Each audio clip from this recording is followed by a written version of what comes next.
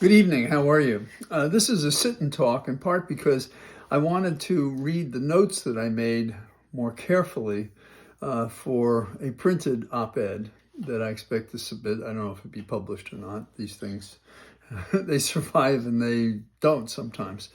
But I thought I'd bring you along with me, and I may make remarks as I go along.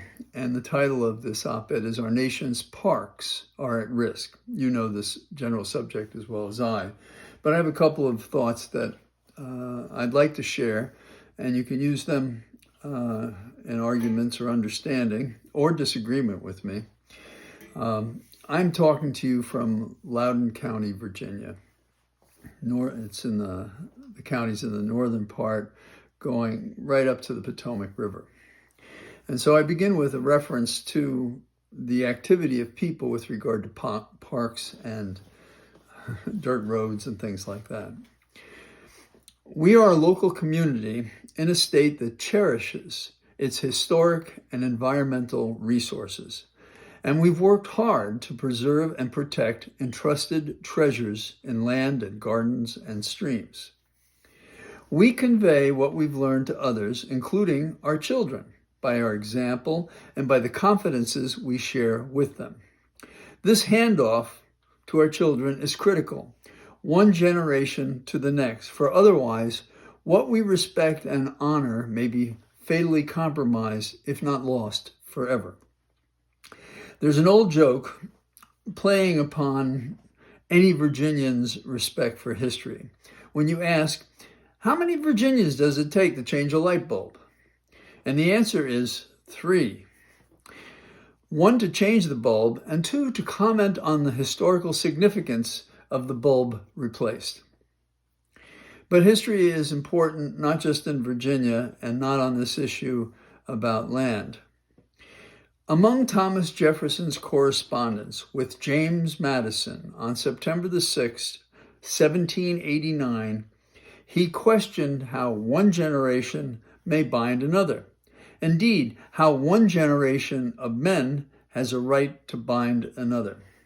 Many years ago, when I was younger, I got a book that purported to include all the correspondence of Thomas Jefferson. And I've been to Monticello and I've seen the desk that he supposedly used and how he copied things at the same time. So all of this is in my mind when I read Thomas Jefferson today in any of the various forms, including these letters.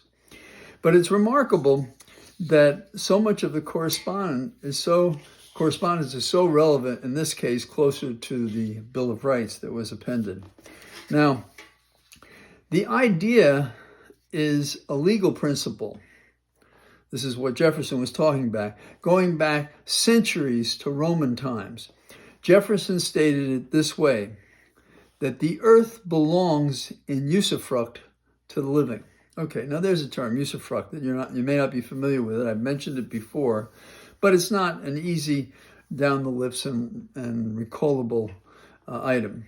It's a legal concept in 2 parts. First, of use, usus, and next, of fruit, fructus. It is the right to use the land and streams, provided that at the end of such use, one renders the fruit in the condition it was first received. So if you receive the land, and you take the fruit from it, and then when you're done with it, you return it in as best a condition as when you received it in the first place. Talk about conservation management. But it's more than that. But in this case, that's what we're talking about. Jefferson concluded it is the right to make all the use and profit of a thing that can be made without injuring the substance of the thing itself. It goes hand in hand with Blackstone's notion that we may not permit waste, prompt spoliation or destruction in houses, gardens, trees, or other corporeal hereditaments. Choose words myself that then I have trouble saying. In Loudoun County, this is where I am. This is a portion of the state of Virginia.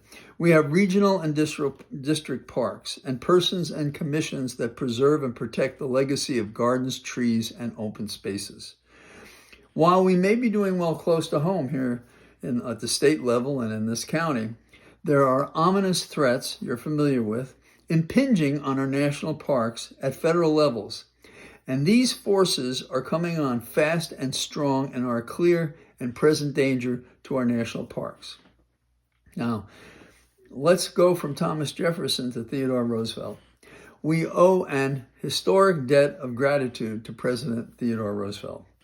In and around 1900, President Roosevelt thought to redress the abuse of our public lands, starting with the Badlands, and those spaces he found and relished when he retreated from the East to deal with the losses and burdens of his life at that time. President Roosevelt found himself confronting an identity crisis after his own hunting trips, because he went out and he was killing game. He became concerned that if the things were not taken in hand, if the hunting continued so aggressively, the nation would suffer a loss of species and habitat. Thus, he decided to act. He had no illusion about the truth that our nation became great because of the lavish use of our resources. But he said, the time has come to inquire seriously what will happen when our forests are gone, when the coal, the iron, the oil, and the gas are exhausted, when the soils have still further impoverished and washed into the streams, polluting the rivers. President Roosevelt may have never used the term usufruct, but he proved he understood the principle and embraced it vigorously. He said, I quote, "We have fallen heirs to the most glorious heritage ever received, and each one of us must do his or her part if we wish to show that the nation is worthy of good fortune." Roosevelt did his part. He created the United States Forest Service, the national forests, the bird reserves, the game preserves, national parks, and national monuments. What a legacy. Our Commonwealth of Virginia is home to its share of parks. There's Shenandoah National Park, Great Falls National Park.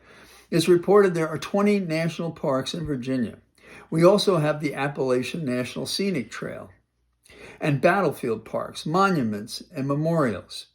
And other states across this great nation share in this treasure. But the rub is our values to embrace and manage these remarkable places are at risk, and that is a shame and a disgrace. A newly created agency, and I'm not going to mention any names because I think that the facts scream on themselves by the actions. A newly created agency, the Department of Government Efficiency, called DOG or DOGE, did blithely disregard Roosevelt's directive. Instead, DOGE ordered mass layoffs in the various agencies, crippling their ability to function to the benefit of our natural inventory. It remains to be seen if court efforts to save the land will succeed. DOGE has been charged with having no authority unto itself to usurp the various agencies necessary to our national lands and parks, including OPM, DOE, the Forest Service, BLM, NOOA, EPA, DAG, DHHS, NIH, and others. Worse, the threat is about more than staffing, as important as that is. It's about drilling and mining the lands and closing visitor centers. President Roosevelt told us that each of us must do his or her part to preserve and protect this great natural fortune entrusted to our generation. Accordingly, we must put an end to this shady attack on our nation's natural legacy and embrace the reasoning started with Thomas Jefferson, concluding with the dramatic initiatives of Theodore Roosevelt that have done us so well, served us so well since 1900.